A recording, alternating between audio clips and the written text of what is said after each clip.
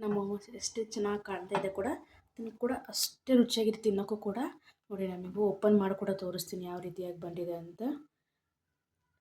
ನೋಡಿ, ಸ್ಟಫಿಂಗ್ ನೋಡಿ ಎಷ್ಟು ಚೆನ್ನಾಗಿ ಬಂದಿದೆ, ಪನ್ನೀರಲ್ಲಿ. ಹಾಗಾದರೆ ಬನ್ನಿ ಇವತ್ತಿನ ಮೊಮೋಸ್ ಹೇಗೆ ಮಾಡ್ತೀನಿ ನಾನು ಅಂತ ನಿಮಗೆ ಕೂಡ ತೋರಿಸ್ತೀನಿ. ಸಿಂಪಲ್ಲಾಗಿ ಮಾಡ್ಬೋದು, ಹಾಗೂ ತುಂಬ ಟೇಸ್ಟಿಯಾಗಿರುತ್ತೆ. ಹೆಲ್ದಿ ಕೂಡ, ತರಕಾರಿಗಳು ಹಾಕಿರೋದ್ರಿಂದ ಮಕ್ಕಳಿಗೂ ಕೂಡ ಲಂಚ್ ಬಾಕ್ಸ್ ಕೂಡ ಹಾಕ್ಕೊಡ್ಬೋದು. ಬನ್ನಿ ಸಿಂಪಲಾಗಿ ಹೇಗೆ ಮಾಡಿದೆ ಅಂತ ನೋಡೋಣ. ಫಸ್ಟು ಮೋಮೋಸ್ ಚಟ್ನಿಗೆ ರೆಡಿ ಮಾಡ್ಕೊಳ್ಳೋಣ. ನೋಡಿ, ಒಂದು ಪ್ಯಾನ್ ಇಟ್ಕೊಂಡಿದ್ದೀನಿ. ಪ್ಯಾನಿಗೆ ಸ್ವಲ್ಪ ನೀರು ಹಾಕಿದ್ದೀನಿ, ಯಾಕಂದರೆ ಸ್ವಲ್ಪ ಮಾಡ್ಕೊಳ್ಕೊಳ್ಳೋದು, ಜಾಸ್ತಿ ಬೇಡ. ಅದರಿಂದ ಸ್ವಲ್ಪ ನೀರು ಹಾಕ್ಕೊಳ್ಳಿ. ನೀರು ಸ್ವಲ್ಪ ಬಿಸಿ ಆಗಲಿ. ನೋಡಿ, ನೀರು ಸ್ವಲ್ಪ ಬೆಚ್ಚಗಾಗಿದೆ. ಇವಾಗ ಮೀಡಿಯಮ್ ಗಾತ್ರದ 2 ಟೊಮೆಟೊನ ತೊಗೊಂಡಿದ್ದೀನಿ, ಅದನ್ನು ಹಾಕ್ತಾಯಿದ್ದೀನಿ, ನೀರಲ್ಲಿ ಹಾಕ್ತಾಯಿದ್ದೀನಿ. ಹಾಗೆ ಇಲ್ಲಿ ಸ್ವಲ್ಪ ಬೆಳ್ಳುಳ್ಳಿ ಹೆಸರುಗಳನ್ನು ತೊಗೊಂಡಿದ್ದೀನಿ, ಸಣ್ಣ ಸಣ್ಣ ಬೆಳ್ಳುಳ್ಳಿ. ದೊಡ್ಡ ಬೆಳ್ಳುಳ್ಳಿ ಆದರೆ ಒಂದು ಅರ್ಧ ಗಡ್ಡೆ ತೊಗೊಳ್ಳಿ. ನಂತರದಲ್ಲಿ ಇಲ್ಲಿ ಸ್ವಲ್ಪ ಒಣಮೆಣಸಿನ್ಕಾಯಿನ ಹಾಕ್ತಾಯಿದ್ದೀನಿ, ಒಂದು 7ರಿಂದ 8 ಹಾಕಿದ್ದೀನಿ.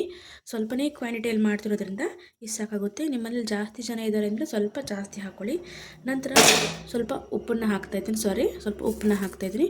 ಉಪ್ಪನ್ನ ಹಾಕಿಬಿಟ್ಟು ಚೆನ್ನಾಗಿ ಕುದಿ ಬರಬೇಕಿದು. ಕುದಿ ಬಂದಮೇಲೆ ಇಳಿಸ್ಬಿಟ್ಟು ಆಮೇಲೆ ತಣ್ಣಗಾದ್ಮೇಲೆ ಮಿಕ್ಸರಲ್ಲಿ ಹಾಕಿ ನುಣ್ಣಗೆ ರುಬ್ಕೊಂಡ್ರೆ ಆಯಿತು. ಮತ್ತು ಇದಕ್ಕೆ ಒಗ್ಗರಣೆ ಏನು ಹಾಕಬೇಕು ಅಂತಿಲ್ಲ. ಜಸ್ಟ್ ಚೆನ್ನಾಗಿ ಕುದಿ ಬಂದಮೇಲೆ ಇದನ್ನು ತಣ್ಣಗಾದ್ಮೇಲೆ ಮಿಕ್ಸರಲ್ಲಿ ಹಾಕಿ ಇದನ್ನು ರುಬ್ಕೊಂಡ್ಬಿಡೋದಷ್ಟೇ. ನಂತರ ನಮ್ಮ ಮೋಮೋಸ್ ಚಟ್ನಿ ರೆಡಿ ಆಗುತ್ತೆ. ಇಷ್ಟೇ ಸಿಂಪಲಾಗಿ ರೆಡಿ ಆಗುತ್ತೆ. ಮೋಮೋಸ್ಗೆ ಹಿಟ್ಟು ಇಲ್ಲಿ ಮೈದಾ ಹಿಟ್ಟು ತೊಗೊಂಡಿದ್ದೀನಿ, ಮತ್ತು ಬೇರೆ ಯಾವ ಹಿಟ್ಟು ಇದಕ್ಕೆ ಮಿಕ್ಸ್ ಮಾಡೋಂಗಿಲ್ಲ.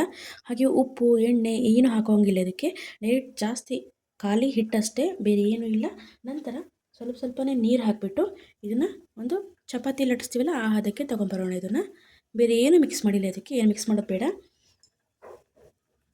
ನೋಡಿ, ಇದನ್ನು ಚೆನ್ನಾಗಿ ಕಲಿಸ್ಕೊಂಡು ಚಪಾತಿ ಹದಕ್ಕೆ ತೊಗೊಂಬಂದ್ಬಿಟ್ಟು ಒಂದು 10 ನಿಮಿಷ ಹೊರಗಡೆ ಇಟ್ಟರೆ ಚೆನ್ನಾಗಿ ಹಿಟ್ಟು ಸ್ಮೂತ್ ಆಗಿರುತ್ತೆ. ಆದ್ದರಿಂದ ಇದನ್ನು ಫಸ್ಟೇ ಮಾಡ್ಕೊಂಬಿಡಿ. ನೀವು ಹಿಟ್ಟನ್ನ ಕಲಿಸ್ಕೊಂಡು ಇಟ್ಕೊಳ್ಳಿ, ಚಪಾತಿ ಹಿಟ್ಟು ಕಲಿಸ್ಕೊಂಡು ಇಟ್ಕೊಳ್ಳಿ. ನೋಡಿ, ಮೈದಾ ಹಿಟ್ಟೆ ತೊಗೋಬೇಕು. ಇದಕ್ಕೆ ಹಿಟ್ಟು ಕಲಿಸ್ಕೊಂಡಾಗಿದೆ. ಈಗ ಮೈದಾ ಹಿಟ್ಟೆ ಏನು ಮಿಕ್ಸ್ ಮಾಡಿಲ್ಲ ಅದಕ್ಕೆ. ಮತ್ತು ಇಷ್ಟೇ ಹಿಟ್ಟಿದ್ರೆ ಸಾಕು. ನೋಡಿ, ಇದರಲ್ಲಿ ತೆಳ್ಳಗೆ ಲಟ್ಟಿಸ್ಬೇಕಾದ್ರೆ ನಾವು ತುಂಬ ಆಗುತ್ತೆ, ಜಾಸ್ತಿನೂ ಬೇಡ, ಇಷ್ಟಿದ್ರೆ ಸಾಕು. ಇದನ್ನು ಒಂದು 10 ನಿಮಿಷ ಕಾಲ ಹೀಗೆ ಮುಚ್ಚಿಡೋಣ.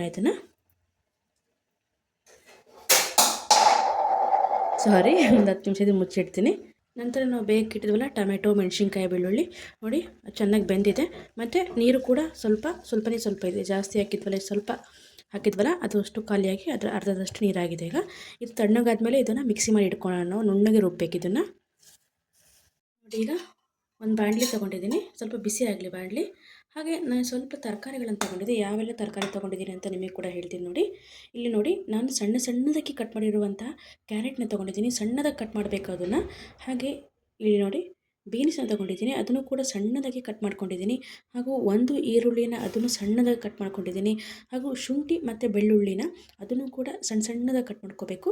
ಹಾಗೂ ನಾನಿಲ್ಲಿ ಮೇಯ್ನಾಗಿ ನಾನು ಹಾಕ್ತಿರೋದು ಪನ್ನೀರ್ ಕೂಡ ನಾನು ಇದನ್ನು ಕಟ್ ತುರಿದಿರೋದಲ್ಲ, ತುರಿದು ಬೇಕಾದ್ರೆ ಹಾಕ್ಬೋದು. ಇದನ್ನು ಕೂಡ ಸಣ್ಣದಾಗಿ ಕಟ್ ಮಾಡ್ಕೊಂಡಿದ್ದೀನಿ. ಇಷ್ಟನ್ನು ನಾನು ಹಾಕ್ತಾಯಿದ್ದೀನಿ ಜೊತೆಗೆ. ನೋಡಿ, ತುಂಬ ಚೆನ್ನಾಗಿ ಬರುತ್ತೆ ಈ ಥರ ಹಾಕೋದ್ರಿಂದ ಮೋಮೋಸು. ನೋಡಿ, ಈ ಕಾಣ್ತಿದೆ ಅಲ್ಲೆಲ್ಲ ಇಷ್ಟು ತರಕಾರಿ ಹಾಕ್ತಿದ್ದೀನಿ. ಜೊತೆಗೆ ಸ್ವಲ್ಪ ಕೊತ್ತಂಬರಿ ಸೊಪ್ಪನ್ನು ಕಟ್ ಮಾಡಿ ಇಟ್ಕೊಂಡಿದ್ದೀನಿ. ಅದು ಲಾಸ್ಟ್ ಮೇಲಿಂದ ಗಾರ್ನಿಷ್ ಮಾಡಿ ಇಟ್ಕೊಂಡಿದ್ದೀನಿ. ಜೊತೆಗೆ ನಿಮ್ಗೆ ಬೇಕು ಅಂದರೆ ಇದಕ್ಕೆ ಸಣ್ಣದಾಗಿ ಕಟ್ ಮಾಡಿರುವಂತಹ ಬೇರೆ ತರಕಾರಿಗಳನ್ನು ಹಾಕ್ಬೋದು. ಹಾಗೆ ಇದಕ್ಕೆ ನೀವು ಅಣಬೆ ಕೂಡ ಹಾಕ್ಬೋದು, ತುಂಬ ಚೆನ್ನಾಗಿ ಬರುತ್ತೆ ಅಣಬೆ ಹಾಕಿದ್ರೂ ಕೂಡ. ಈಗ ಇದನ್ನು ಸ್ವಲ್ಪ ಎಣ್ಣೆಯಲ್ಲಿ ನಾನು ಫ್ರೈ ಮಾಡ್ಕೊಳ್ತೀನಿ. ಹಸಿ ಹಾಕೋಕ್ಕೆ ಬರೋದಿಲ್ಲ, ಎಣ್ಣೆಯಲ್ಲಿ ಫ್ರೈ ಮಾಡ್ಕೊಂಡು ಬರೋಣ. ಇದನ್ನು ನೀವು ಎಣ್ಣೆ ಅಥವಾ ಇಲ್ಲಿ ನೀವು ಬಟರ್ನ ಕೂಡ ಯೂಸ್ ಮಾಡ್ಕೋಬೋದು, ಇಲ್ಲ ತುಪ್ಪ ಕೂಡ ಯೂಸ್ ಮಾಡ್ಕೋಬೋದು. ನಾನು ಎಣ್ಣೆ ಹಾಕಿ ಇದನ್ನು ಮಾಡ್ತಾಯಿದ್ದೀನಿ. ನೋಡಿ, ಈಗ ಬಿಸಿ ಆಗಿದೆ ಪಾತ್ರೆ. ಈಗ ಎಣ್ಣೆನ ಹಾಕ್ತಾಯಿದ್ದೀನಿ. ಸ್ವಲ್ಪ ಜಾಸ್ತಿ ಏನು ಬೇಕಾಗೋದಿಲ್ಲ, ಸ್ವಲ್ಪ ಆದರೆ ಸಾಕಾಗುತ್ತೆ. ಎಣ್ಣೆ ಸ್ವಲ್ಪ ಬೆಚ್ಚಗಾದ್ಮೇಲೆ ಇದಕ್ಕೆ ಒಂದೊಂದನ್ನೇ ತರಕಾರಿಗಳನ್ನು ಹಾಕ್ತಾ ಇದನ್ನು ಬೇಯಿಸ್ಕೊಳ್ಳೋಣ ನಾವು. ನಾನು ಫಸ್ಟಲ್ಲಿ ಶುಂಠಿ ಮತ್ತು ಬೆಳ್ಳುಳ್ಳಿನ ಹಾಕ್ಕೊಳ್ತೀನಿ. ಸಿಂಪಲಾಗಿ ಮಾಡ್ಕೋಬೋದು. ಮಕ್ಕಳು ಟಿಫನ್ ಬಾಕ್ಸಿಗೆ ಕೂಡ ತುಂಬ ಚೆನ್ನಾಗಿರುತ್ತೆ ಈ ರೆಸಿಪಿ. ಹಾಗೂ ಹೆಲ್ದಿಯಾಗಿ ಕೂಡ, ತರಕಾರಿಗಳು ಹಾಕಿರ್ತೀವಲ್ಲ, ಹೆಲ್ದಿಯಾಗಿ ಕೂಡ ಇರುತ್ತೆ.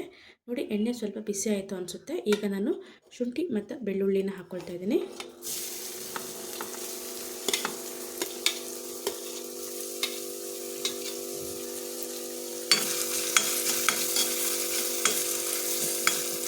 ಜಾಸ್ತಿ ಕಪ್ ಮಾಡ್ಕೋಬಾರ್ದು, ಯಾವುದೇ ತರಕಾರಿನೂ ಮೀಡಿಯಮ್ ಆಗೇ ಇರಬೇಕು. ಅದನ್ನು ಫುಲ್ ಕಪ್ ಮಾಡೋಕ್ಕೆ ಹೋಗಬಾರ್ದು. ನಂತರದಲ್ಲಿ ಇದು ಸ್ವಲ್ಪ ಪರಿಮಳ ಬಂದಮೇಲೆ ನಂತರದಲ್ಲಿ ಸಣ್ಣದಾಗಿ ಕಟ್ ಮಾಡಿರುವಂಥ ಈರುಳ್ಳಿನ ಹಾಕ್ತಾಯಿದ್ದೀನಿ.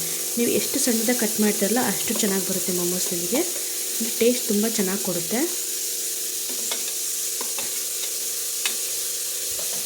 ನೀವು ಶುಂಠಿ ಬೆಳ್ಳುಳ್ಳಿ ಪೇಸ್ಟ್ ಹಾಕೋದಕ್ಕಿಂತ ಈ ರೀತಿ ಕಟ್ ಮಾಡ್ಕೊಂಡು ಹಾಕ್ಕೊಳ್ಳಿ ಶುಂಠಿ ಮತ್ತು ಬೆಳ್ಳುಳ್ಳಿ ಚೆನ್ನಾಗಿರುತ್ತೆ.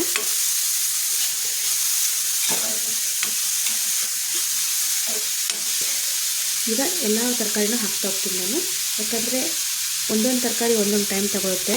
ಅದರಿಂದ ಎಲ್ಲನೂ ಒಟ್ಟಿಗೆ ನಾನು ಹಾಕ್ಕೊಳ್ತಾ ಇದ್ದೀನಿ.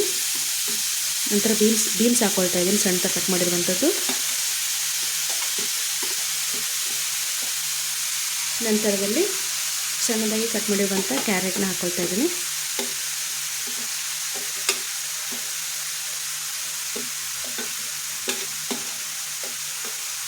ಹಾಗೆ ಸಣ್ಣದಾಗಿ ಕಟ್ ಮಾಡಿರುವಂತಹ ಪನ್ನೀರನ್ನು ಕೂಡ ಹಾಕ್ಕೊಳ್ತಾ ಇದ್ದೀನಿ.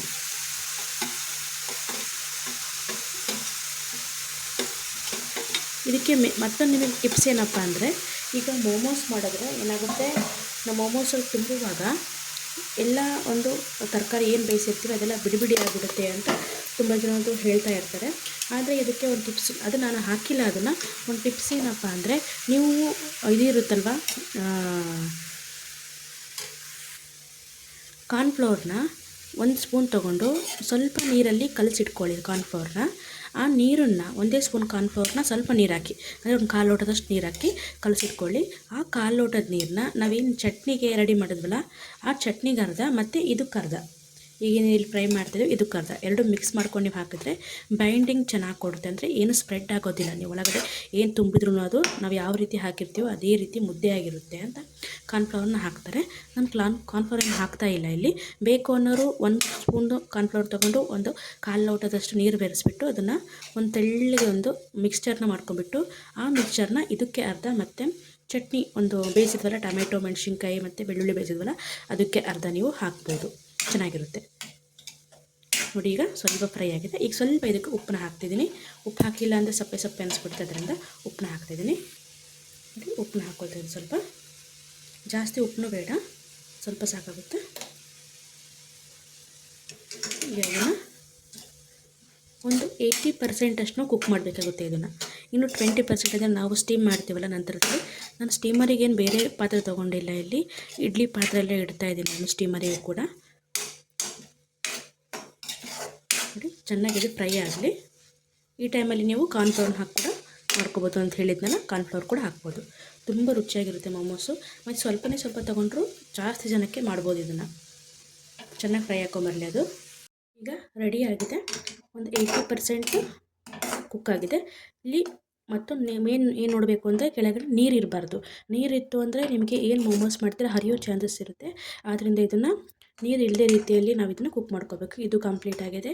ಜೊತೆಯಲ್ಲಿ ನಾನು ಚಟ್ನಿನ ಅದನ್ನು ಕೂಡ ರೆಡಿ ಮಾಡ್ಕೊಂಡಿದ್ದೀನಿ. ನೋಡಿ ಕಲರ್ ನೋಡಿ ಯಾವ ರೀತಿಯಾಗಿ ಬಂದಿದೆ, ಎಷ್ಟು ಕೆಂಪಾಗಿ ಬಂದಿದೆ ಅಂತ. ನೋಡಿ ಇಷ್ಟೇ, ಅದಕ್ಕೆ ಹಾಕಿರೋದು 3 ಐಟಮು, ಜೊತೆಗೆ ಉಪ್ಪು ಇಲ್ಲಿ ಹಾಕಿದ್ದೀನಿ ನಾನು. ಮೆಣಸಿನ್ಕಾಯಿ ಮತ್ತು ಬೆಳ್ಳುಳ್ಳಿ ಮತ್ತು ಟೊಮೆಟೊ ಮತ್ತು ಉಪ್ಪು, ಇಷ್ಟೇ. ತುಂಬ ರುಚಿಯಾಗಿರುತ್ತೆ ಫ್ರೆಂಡ್ಸ್ ನಿಜವಾಗ್ಲೂ. ಈಗ ಇದು ತಣ್ಣಗಾದ್ಮೇಲೆ ನಾವು ಮೋಮೋಸ್ಗೆ ಲಟ್ಟಿಸ್ಕೊಳ್ಳೋಣ. ಫುಲ್ ತಣ್ಣಗಾಗಲಿ. ಇದು ಒಂದು ಉಂಡೆ ತೊಗೊಂಡಿದ್ದೀನಿ, ಚೆನ್ನಾಗದು ಸ್ವಲ್ಪ ಮೆತ್ತಗಾಗಿದೆ. ಉಂಡೆ ತೊಗೊಂಡ್ಬಿಟ್ಟು ಈಗ ಸ್ವಲ್ಪನೇ ಕೆಳಗಡೆ ಮೈದಾ ಹಿಟ್ಟನ್ನೇ ಹಾಕಿ ಇದನ್ನು ರೌಂಡಾಗಿ ಲಟ್ಟಿಸ್ಕೊಂಡ್ಬಿಡ್ಬೇಕು. ನಾವು ಇದನ್ನು ಫುಲ್ ಎಷ್ಟು ದೊಡ್ಡದಾಗುತ್ತೋ ಅಷ್ಟು ರೌಂಡಾಗಿ ಲಟ್ಟಿಸ್ಬೇಕು. ಮೋಮೋಸ್ನ ತುಂಬ ಜನ ತುಂಬ ಥರ ಮಾಡ್ತಾರೆ. ನಾನು ಮಾಡೋ ರೀತಿ ನಾನು ನಿಮಗೆ ತೋರಿಸ್ತಾ ಇದ್ದೀನಿ. ನೋಡಿ ಸ್ವಲ್ಪನೇ ಮೇಲೆ ಕೆಳಗೆ ಹಿಟ್ಟು ಹಾಕ್ತಾ ಈ ರೀತಿ ತೆಳ್ಳಗೆ ಲಟ್ಟಿಸ್ಕೊಂಡ್ಬಂದಿದ್ದೀನಿ. ಇದೇ ರೀತಿಯಾಗಿ ತೆಳ್ಳಗೆ ಇರಬೇಕು. ಇವಾಗ ಏನು ಮಾಡಬೇಕು ಅಂದರೆ, ಒಂದು ಚೆನ್ನಾಗಿರೋ ಲೋಟ ತೊಗೊಳ್ಳಿ, ಈ ರೀತಿ ಕಂಠ ಇರಬೇಕು. ಈಗ ರೌಂಡ್ ಶೇಪಲ್ಲಿ ನಾವು ಪೂರಿ ಹೇಗೆ ಮಾಡ್ತೀವಲ್ಲ ಆ ರೀತಿಯಾಗಿ ಇದನ್ನು ಶೇಪ್ ತಗೊಳ್ಳೋಣ. ನೋಡಿ ಈ ರೀತಿ ಎಷ್ಟಾಗುತ್ತೆ ಅಷ್ಟು ರೌಂಡಿಗೆ ತಗೊಳ್ಳಿ.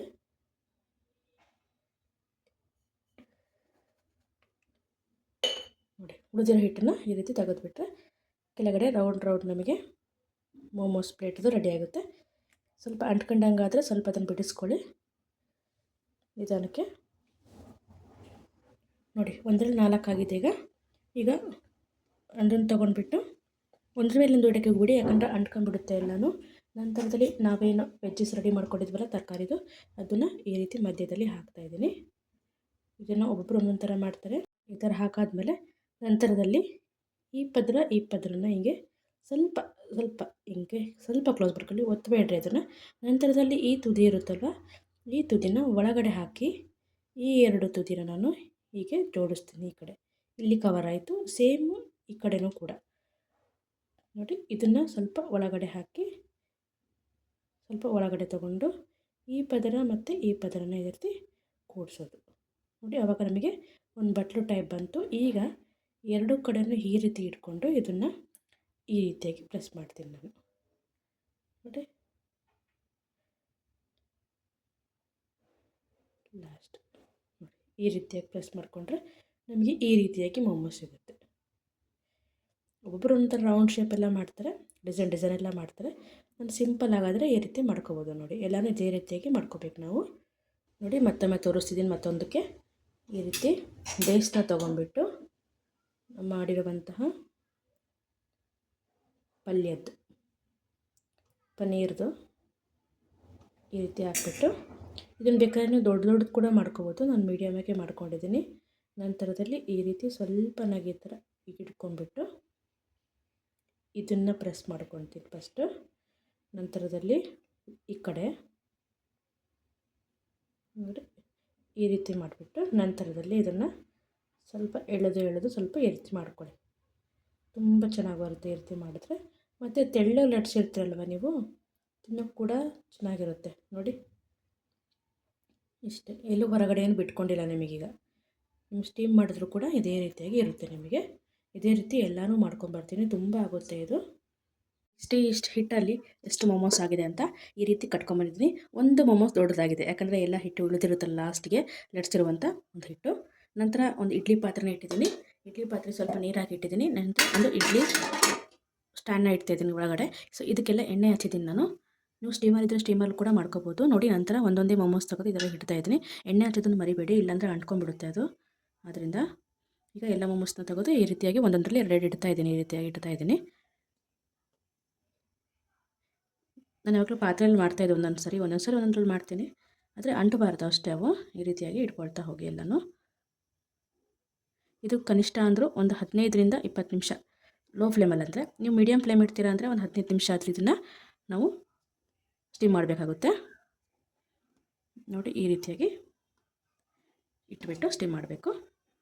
ಸ್ಟೀಮರ್ ಇತ್ತು ಅಂದರೆ ಬೆಟ್ರು, ಅದರಲ್ಲಿ ಒಂದಕ್ಕೊಂದು ಅಂಟ್ಕೊಳೋದಿಲ್ಲ. ಮತ್ತು ಮೇಲಿಂದ ಸ್ವಲ್ಪ ಎಣ್ಣೆ ಹಚ್ಚೋದು, ಇದಕ್ಕೆ ಏನೂ ತೊಂದರೆ ಇಲ್ಲ. ನಾನು ಎಣ್ಣೆ ಹಚ್ತಾ ಇಲ್ಲ, ಹೀಗೆ ಇಡ್ತಾಯಿದ್ದೀನಿ.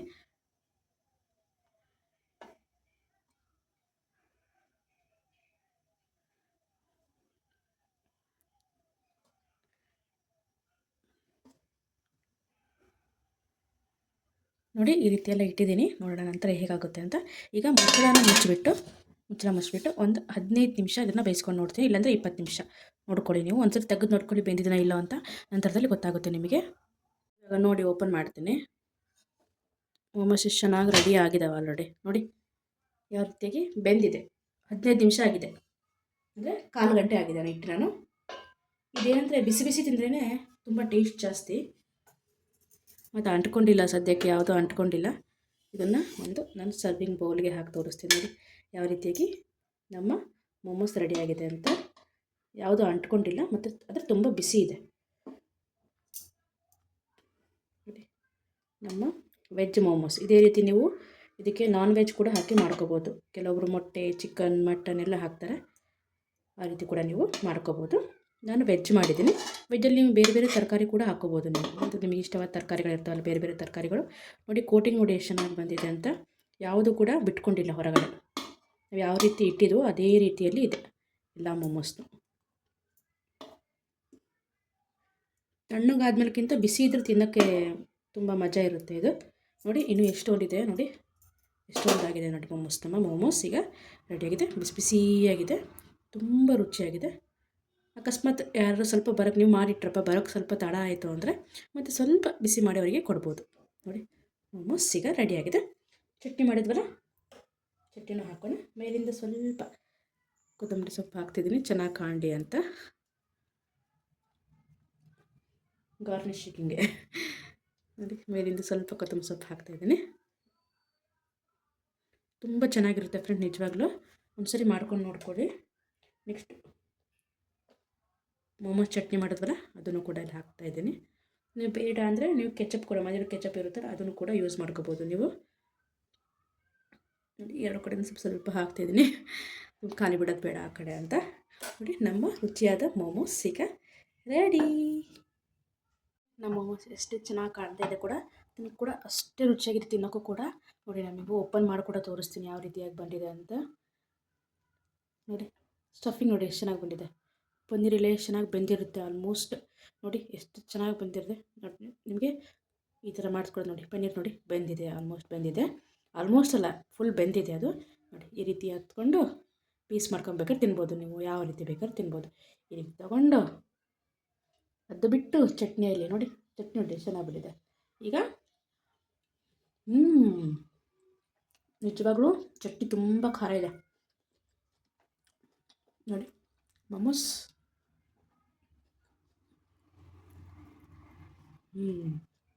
ಈ ಥರ ತೊಗೊಂಬಿಡೋಣ, ಅದ್ದೋದು ತಿನ್ನೋದು. ನೀವು ಕೂಡ ಇದೇ ರೀತಿಯಾಗಿ ಮಾಡ್ಕೊಳ್ಳಿ. ನನಗೂ ಕೂಡ ತುಂಬ ಟೇಸ್ಟಿಯಾಗಿದೆ ನೋಡಿ. ನಾನು ತಿಂತಾನೇ ಇದ್ದೀನಿ. ನೀವು ಕೂಡ ಇದೇ ರೀತಿಯಾಗಿ ಮಾಡ್ಕೊಳ್ಳಿ. ಹಾಗೂ ನಮ್ಮ ಚಾನಲ್ನ ಯಾರು ಫಸ್ಟ್ ಟೈಮ್ ನೋಡ್ತಿದ್ರೆ ಬಿಟ್ಟು ಸಬ್ಸ್ಕ್ರೈಬ್ ಮಾಡ್ಕೊಳ್ಳಿ, ಲೈಕ್ ಮತ್ತು ಶೇರ್ ಮಾಡಿ. ಒಳ್ಳೆ ವೀಡಿಯೋಗಳನ್ನು ಹಾಕ್ತಿದ್ದೀನಿ ಹಾಗೂ ಈಸಿ ರೆಸಿಪಿಗಳನ್ನು ಹಾಕಿದ್ದೀನಿ.